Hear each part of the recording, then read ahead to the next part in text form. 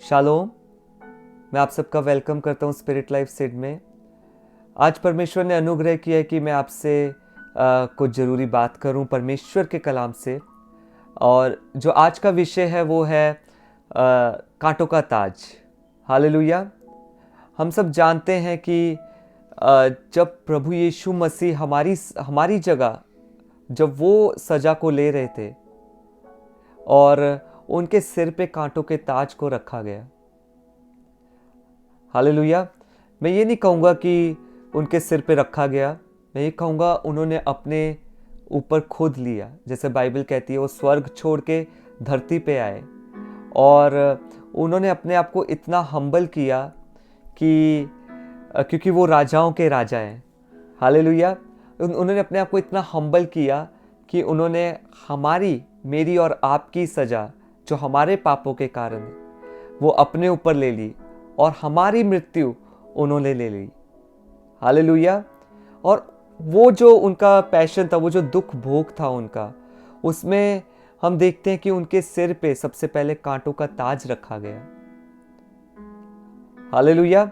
तो आज हम देखेंगे कि ये कांटों का ताज ही क्यों, और ये हमारे लिए जानना जरूरी क्यों है कि यीशु मसीह ने कांटों का ताज ही क्यों लिया।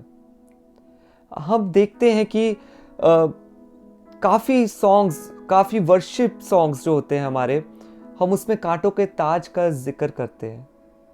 हम फोटोज़ में देखते हैं कांटों के ताज को, हम सरमन्स में सुनते हैं कांटों के ताज को, और कहीं पे अगर क्रूस रखा होता है और उस पे भी हम कांटों के ताज को देखते हैं। लेकिन हम अनजान हैं कि वो कांटों का ताज ही क्यों। जो हमारे प्रभु यीशु मसीह हैं, जो हमारे मसीहा हैं, उन्होंने कांटों का ताज ही क्यों लिया। हालेलुया। तो सबसे पहले हम देखते हैं कि ताज, जो क्राउन है, वो क्या क्या दर्शाता है। आप देखेंगे कि ये जो क्राउन है, जो ताज होता है, वो राजाओं और महाराजाओं के सिर पे रखा जाता है। ये सोने का बना होता है, गोल्ड का बना होता है। इसमें हीरे मोती गड़े होते हैं, ज्वेल्स गड़े होते हैं। हालेलुया। और ये क्या दर्शाता है? ये दर्शाता है अथॉरिटी को, ये दर्शाता है सामर्थ को, किंगशिप को। हालेलुया।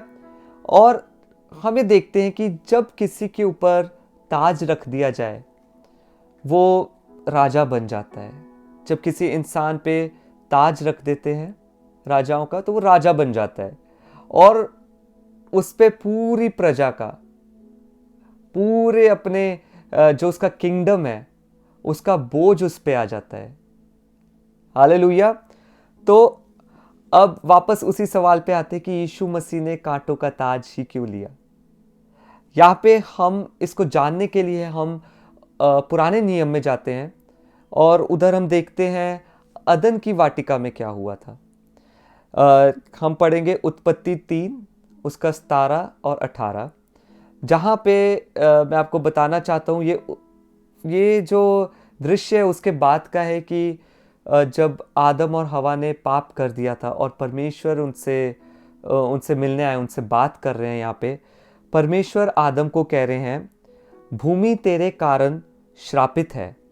और 18th वर्ष में कह रहे हैं कि भूमि कांटे और ऊंटकारे उगाएगी। हालेलुया। मैं फिर से बोलना चाहूँगा, परमेश्वर यहाँ पे आदम से बात कर रहे हैं और ये उनके पाप करने, फल खाने के बाद की बात है। और परमेश्वर कह रहे हैं, भूमि तेरे कारण श्रापित है और कांटे और ऊंटकारे उगाएगी। तो हम देखते हैं कि कांटे और ऊंटकारे इस धरती पे पहले से नहीं थे। ये आदम और हवा के पाप करने के बाद, जब उन्होंने पाप किया तब परमेश्वर ने कहा, जब उनको कहा कि भूमि तेरे कारण श्रापित है, अब वो कांटे और ऊंटकारे उगाएगी। यहाँ पे हम देखते हैं कि कांटे और ऊंटकारे श्राप को दर्शाते हैं। It's a sign of curse. Hallelujah. अब हम देखते हैं कि जो हमारे मसाया है, जो हमारे मसीह हैं, यीशु मसीह, उन्होंने वो कांटों का ताज जब उनके ऊपर रखा गया, वो कर्स के राजा बन गए, वो किंग बन गए कर्स के, वो श्राप के राजा बन गए मेरे और आपके लिए। हालेलुया। अब हम देखते हैं कि उन्होंने ऐसा क्यों किया, क्योंकि जब उन्होंने वो कांटों का ताज लिया और वो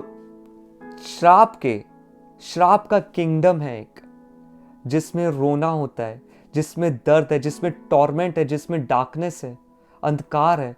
यीशु मसीह ने वो किंगडम, वो कांटों का ताज लेके वो उस किंगडम के राजा बन गए। इसका मतलब हम जो पहले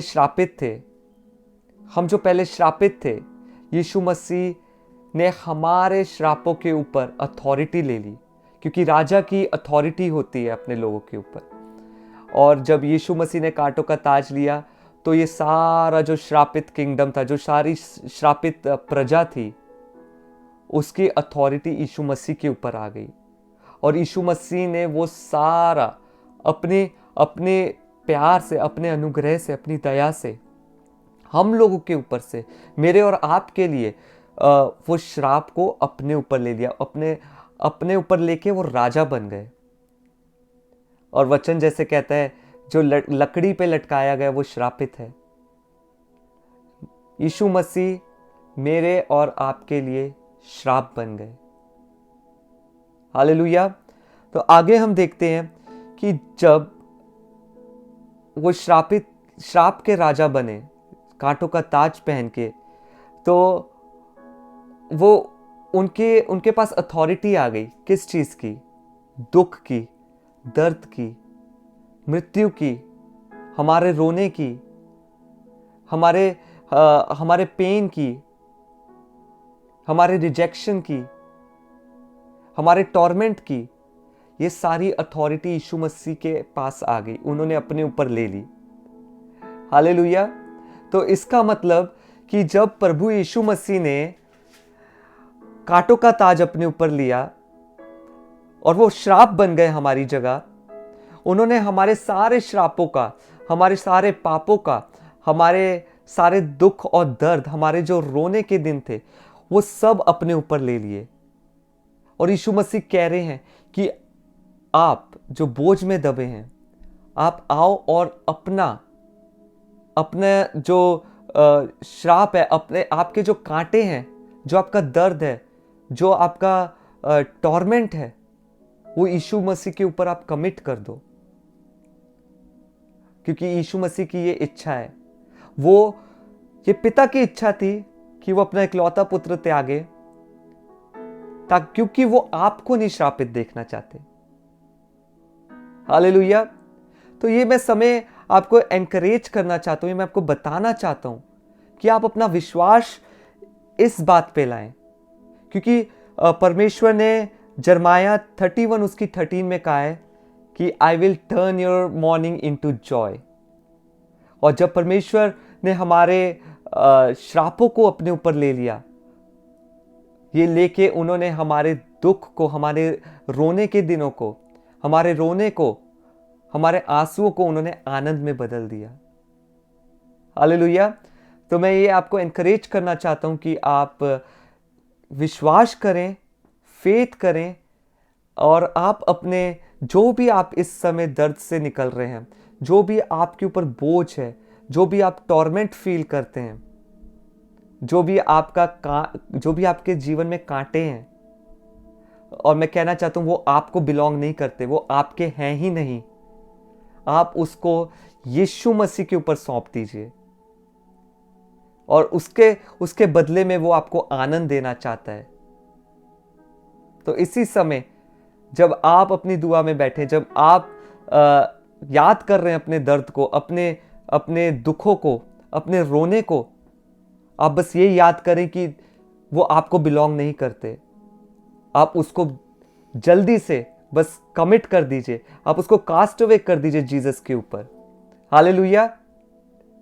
तो मैं यही कहना चाहता हूं कि हमारे प्रभु यीशु मसीह ने जो भी किया वो व्यर्थ में नहीं किया, वो वंस एंड फॉर ऑल किया, वो एक बार में किया। और पूरा किया उन्होंने। हालेलुया। अधूरा नहीं किया उन्होंने। जब हमारे श्राप ले लिए हैं, मतलब सारे के सारे श्राप ले लिए हैं। हालेलुया। आई होप आप आज के मैसेज से ब्लेस हुए होंगे और आप परमेश्वर के प्यार को जाने कि परमेश्वर की इच्छा क्या थी। परमेश्वर ने क्यों यीशु मसीह को भेजा, क्यों परमेश्वर खुद मनुष्य का रूप लेके आया कि वो सजा सहे हमारी जगह। उसकी ये मर्जी नहीं है कि आप कर्स में जिए, उसकी ये मर्जी नहीं है। हालेलुया। आई होप आप अब जान गए होंगे कि जिस बोझ को आप लेके चल रहे हैं अपने ऊपर, और वो बहुत बड़ा बोझ है, वो आपके कर्ज जिसको आप अपना समझ रहे हैं, जो दुख आप जिसको अपना समझ रहे हैं, वो आपके हैं ही नहीं। ये शैतान का झूठ है अगर आप ऐसा सोच रहे हैं तो। मेरी ये प्रेयर है आपके लिए कि पवित्र आत्मा आपके आंखों को खोले और अंडरस्टैंडिंग को खोले और आपके विश्वास को बढ़ाए और आप देखने पाए कि यीशु मसीह ने आपके लिए क्या पूरा किया उस क्रूस पे। आमीन।